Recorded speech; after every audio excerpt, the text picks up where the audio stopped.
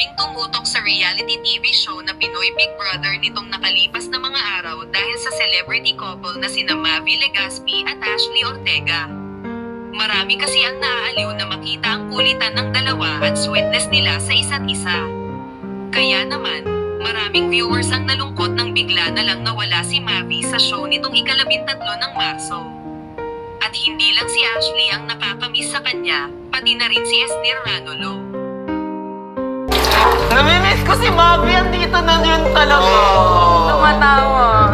Tumatawa na sa'yo. Mavi, if you're watching. This episode, This tumatawa this siya. one's for you.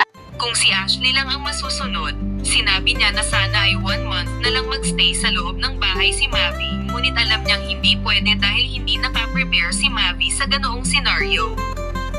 Leaving soon. Hindi ko 1 week. Saan 1 week? Or 1 month? 1 month. 1 month. Correct Actually, masaya ako na nandito ako. Tsaka masaya din ako nakasama ko si Mav. Hindi ko na ba siya malalabasin? Pwede naman. Pero parang hindi ata siya prepared sa ganun. She asked me hard.